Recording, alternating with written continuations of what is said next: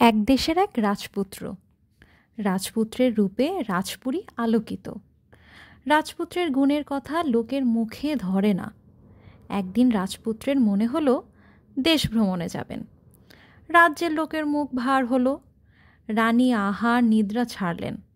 কেবল রাজা বললেন, আচ্ছা যাক। তখন দেশের লোক দলে দলে সাজল। রাজা চর অনুচর দিলেন। রানী মণিমাণিক্যের ডালা নিয়ে এলেন। রাজপুত্র লোকজন মণিমাণিক্য চর অনুচর কিছুই সঙ্গে নিলেন না। নতুন পোশাক পরে নতুন তলোয়ার ঝুলিয়ে রাজপুত্র দেশ ভ্রমণে বের হলেন। যেতে যেতে কত দেশ, কত পর্বত, কত নদী, কত রাজার রাজ্য ছাড়িয়ে রাজপুত্র এক বনের মধ্যে গিয়ে উপস্থিত হয়ে দেখেন বনে পাখপাখালির শব্দ নেই, বাঘ ভালুকের সাড়া নেই। রাজপুত্র চলতে লাগলেন। চলতে চলতে অনেক দূর গিয়ে রাজপুত্র দেখেন বনের মধ্যে এক রাজপুরী। অমন রাজপুরী রাজপুত্র আগে কখনো দেখেননি। দেখে রাজপুত্র অবাক হয়ে রইলেন।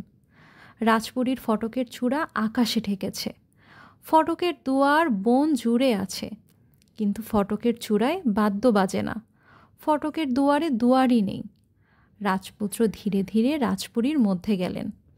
রাজপুরীর মধ্যে গিয়ে দেখেন রাজপুরী যে পরিষ্কার যেন দুধে ধোয়া, ধপধপ করছে। কিন্তু এমন রাজপুরীর মধ্যে জনমানুষ নেই। কোনো কিছুর সারা শব্দ পাওয়া যায় না। রাজপুরী নিভাজ, নিঝুম, পাতাটি পড়ে না, কুটাটুকু নড়ে না। রাজপুত্র আশ্চর্য হয়ে গেলেন। রাজপুত্র এদিক দেখেন ওদিক দেখেন, রাজপুরীর চারদিক দেখতে লাগলেন। এক জায়গায় গিয়ে রাজপুত্র থমকে গেলেন। দেখেন মস্ত আঙিনা।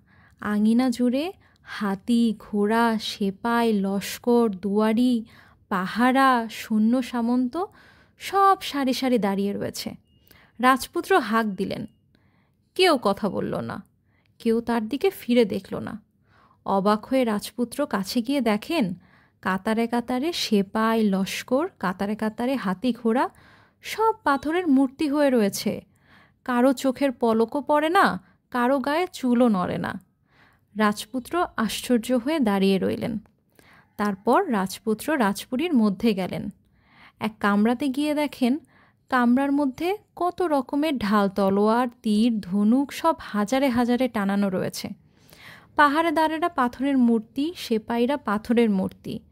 রাজপুত্র তার নিজের তলোয়ার খুলে ধীরে ধীরে চলে আসলেন। আরও এক কামরাতে গিয়ে দেখেন মস্ত রাজদরবার।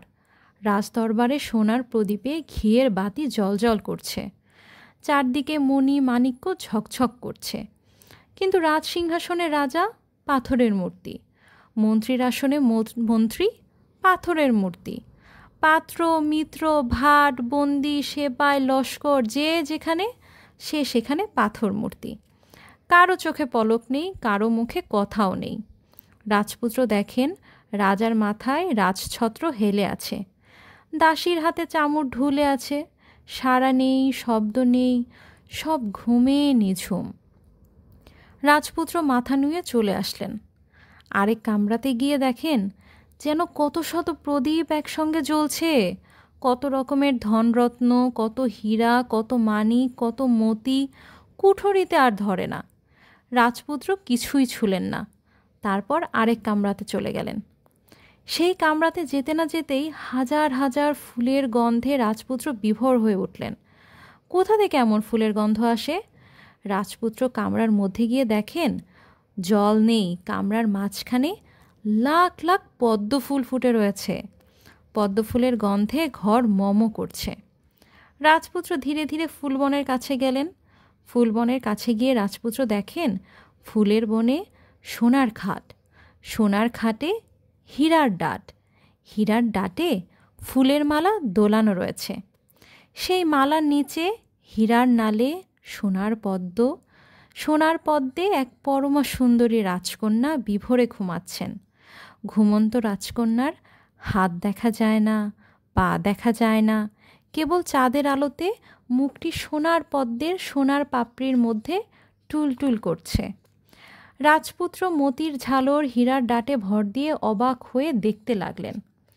দেখতে দেখতে কত বছর চলে গেল। রাজকন্যার আর ঘুম ভাঙে না, রাজপুত্রের চোখের আর পলক পড়ে না। রাজকন্যা অঘরে ঘুমোচ্ছেন, রাজপুত্র বিভোর হয়ে দেখছেন। হঠাৎ একদিন রাজপুত্র দেখেন রাজকন্যার শিয়রে একটি সোনার কাঠি। রাজপুত্র আস্তে আস্তে সোনার কাঠি তুলে নিলেন। সোনার কাঠি তুলে নিতেই দেখেন আরেকদিকে একটি রূপার কাঠি। রাজপুত্র আশ্চর্য হয়ে রূপার কাঠিও তুলে নিলেন। দুই কাঠি হাতে নিয়ে রাজপুত্র নেড়েচেড়ে দেখতে লাগলেন। দেখতে দেখতে সোনার কাঠিটি কখন টুক করে ঘুমন্ত রাজকন্যার মাথায় ছুঁয়ে গেল। অমনি পদ্মের বন শিউরে উঠল, সোনার খাট নড়ে উঠল, সোনার পাপড়ি ঝরে পড়ল। রাজকন্যার হাত হলো, পা হলো, গায়ের আলস্য ভেঙে চোখের পাতা কচলে ঘুমন্ত রাজকন্যা চমকে উঠে বসলেন। আর অমনি রাজপুরীর চারদিকে পাখি ডেকে উঠল, দুয়ারে দুয়ারে এসে হাঁক ছাড়ল, উঠানে হাতি ঘোড়া ডাক ছাড়ল, সেপায়ের তলোয়ার ঝনঝন করে উঠল। রাজদরবারে রাজা জাগলেন, মন্ত্রী জাগলেন, পাত্র মিত্র জাগলেন হাজার বছরের ঘুম থেকে। যে যেখানে ছিলেন জেগে উঠলেন।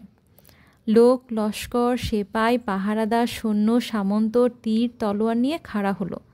সবাই অবাক হয়ে গেলেন, রাজপুরীতে কে আসলো? রাজপুত্র অবাক হয়ে গেলেন, রাজকন্যা অবাক হয়ে তাকিয়ে রইলেন। রাজা মন্ত্রী জন পরিজন সবাই এসে দেখেন রাজপুত্র রাজকন্যা মাথা নামালেন। রাজপুরীর চারদিকে ঢাক ঢোল সানাই নাকড়া বেজে উঠল। রাজা বললেন, তুমি কোন দেশের ভাগ্যবান রাজা রাজপুত্র, আমাদেরকে মরণ ঘুমের হাত থেকে রক্ষা করেছ? জন পরিজনেরা বলল, আহা, আপনি কোন দেবতা রাজার দেব রাজপুত্র? এক দৈত্য রূপার কাঠি ছুঁয়ে আমাদের গম গম সোনার রাজ্য ঘুম পাড়িয়ে রেখেছিল, আপনি এসে আমাদের জাগিয়ে রক্ষা করলেন। রাজপুত্র মাথা নুয়ে চুপ করে রইলেন। রাজা বললেন, আমার কি আছে আর কি দেব? এই রাজকন্যাকে তোমার হাতে দিলাম, এই রাজত্ব তোমাকে দিলাম। চারদিকে পুষ্পবৃষ্টি, চারদিকে চন্দন বৃষ্টি, ফুল ফোটে খই ছোটে, রাজপুরীর হাজার ঢোলে ডুমডুম কাঠি পড়ল। তখন শত শত বাদী দাসী বাটনা বাটে, হাজার হাজার ধাই দাসী কুটনা কোটে। দুয়ারে দুয়ারে মঙ্গল ঘরা, পাঁচ পল্লব ফুলের তোড়া, আলপনা বিলিম্পনা ইয়োর ঝাঁক, পাটপিড়ি আসন ঘুরে বেজে ওঠে শাক। সে কি শোভা! রাজপুরীর চার চত্বর ঝলমল, আঙিনায় আঙিনায় হুলুধ্বনি, রাজভাণ্ডারে ছড়াছড়ি, জনতার হুড়াহুড়ি, এতদিনের ঘুমন্ত রাজপুরী কাঁপে আনন্দে তোলপাড়। তারপর ফুটফুটে আলোয় আগুন পুরুত সম্মুখে, পান রাজ রাজত্ব যৌতুক দিয়ে রাজা পঞ্চরত্ন মুকুট পরিয়ে রাজপুত্রের সাথে রাজকন্যার বিয়ে দিলেন। চারদিকে জয়ধ্বনি উঠল। 1 বছর, 2 বছর, বছরের পর কত বছর গেল। রাজপুত্র দেশ ভ্রমণে গেছেন, আজও ফেরেননি। কেঁদে কেঁদে মাথা খুঁড়ে রানী বিছানা নিয়েছেন। ভেবে ভেবে চোখের জল ফেলতে ফেলতে রাজা অন্ধ হয়েছেন। রাজ্য অন্ধকার, রাজ্যে হাহাকার। একদিন ভোর হতে না হতে রাজদুয়ারে ঢাক ঢোল বেজে উঠল। হাতি ঘোড়ায় সেপাই সান্ত্রীর হাঁকে দুয়ার কেঁপে উঠল। রানী বললেন, কি কি? রাজা বললেন, কে কে? রাজ্যের প্রজারা ছুটে আসলো। রাজপুত্র রাজকন্যা বিবাহ করে নিয়ে ফিরে এসেছেন। কাঁপতে কাঁপতে রাজা এসে রাজপুত্রকে বুকে নিলেন। পড়তে পড়তে রানী এসে রাজকন্যাকে বরণ করে নিলেন। প্রজারা আনন্দ ধ্বনি করে উঠল। রাজপুত্র রাজার চোখে সোনার কাঠি ছোঁয়ালেন। রাজার চোখ ভালো হলো। ছেলেকে পেয়ে, ছেলের বউকে পেয়ে রানীর অসুখ সেরে গেল। তখন রাজপুত্র নিয়ে, ঘুমন্তপুরীর রাজকন্যা নিয়ে রাজা রানী সুখে রাজত্ব করতে লাগলেন।